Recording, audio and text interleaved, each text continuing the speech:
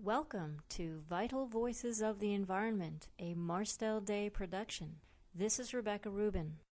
I am here today with JamesFahn, who will talk with us about the importance of environmental journalism for developing nations. James is the executive director of InterNews Earth Journalism Network. He previously worked for nearly a decade as the environment editor of The Nation, a Bangkok-based English-language daily newspaper. He has also written articles for The Economist, Jakarta Post, and Newsweek, published a book entitled A Land on Fire, The Environmental Consequences of the Southeast Asian Boom, and hosted an environmental feature program on Thai TV. James, welcome to Vital Voices. Thanks, Rebecca. It's great to be here. Tell me, what is InterNews? InterNews is a nonprofit organization. It's global in scope. It does media development around the developing world. What is media development? It can be anything from building radio stations in Afghanistan to supporting media policy in Indonesia, or working with training journalists in a number of countries. We have offices in something like 20 countries around the world, and we've worked in over 70 countries throughout our 26-year history. So we're a pretty large nonprofit corporation, although many people in the U.S. don't know about us because most of our work is overseas and in the developing world. Tell me, why is environmental journalism so important for developing nations? Because it's hugely important to the quality of life, and especially as these countries grow and industrialize, these issues become crucial to their standard of living, to the well-being of the people there.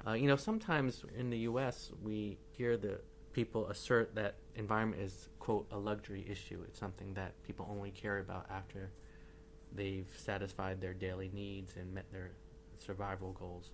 But in fact, I would argue that if you look, especially in developing countries, issue after issue, when you look at the environmental issues, it's the poor people who suffer most of all from environmental problems. So when the forests are depleted and the watersheds are cut down, it's the local farmers who run short of water in the dry season, or who lack places to forage for food or for medicine. When the fish stocks get depleted, it's the local fishermen who rely on those fish for their jobs, for their survival, who suffer most of all. When there's pollution, whether it's air pollution on the streets or toxic waste, it's poor and vulnerable communities who suffer most from the impacts of pollution, the health impacts in particular. And issue after issue, you go through it, you see it's really almost in every case, it's the poor people suffer most of all. So in developing countries, where frankly you have more poor people or poor communities, they need to focus on environmental issues in a very serious way. You talked about some of the disbelief you've seen with regard to environmental issues. Is some of your work aimed at countering that disbelief? Yeah, well, certainly. I mean, our objective is not just for climate change, but for other issues, is to raise awareness in the public about the importance of environmental issues, what they mean for the local audiences, local populations, and hopefully we believe we're having an impact on not just the public but also on policymakers. Now, proving the impact of journalistic coverage is quite difficult, but there are some studies which indicate increased coverage of an issue like climate change does result in more action by the audience who's receiving that coverage. Given everything you know, the sum of your experiences and how you think about things, what is your greatest hope and your greatest fear for the future of our planet?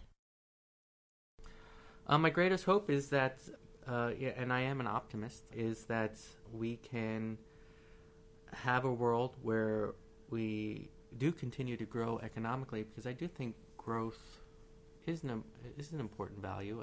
I think it needs to be a kind of moderate level of growth if it's to be sustainable. But I do think we need to grow personally and spiritually and in some ways materially too, frankly. I know there are a lot of places in the world can benefit a lot from more wealth and trade and material progress as well, and I don't think we should forget that. But my feeling is the way it's usually carried out is more destructive than it needs to be. I think we can have growth and a world that is prosperous, but also sustainable, and that in some way or another lives in harmony with nature and the environment and the world around us. I do think that's possible. So my greatest hope is for a world that is both prosperous and green and clean.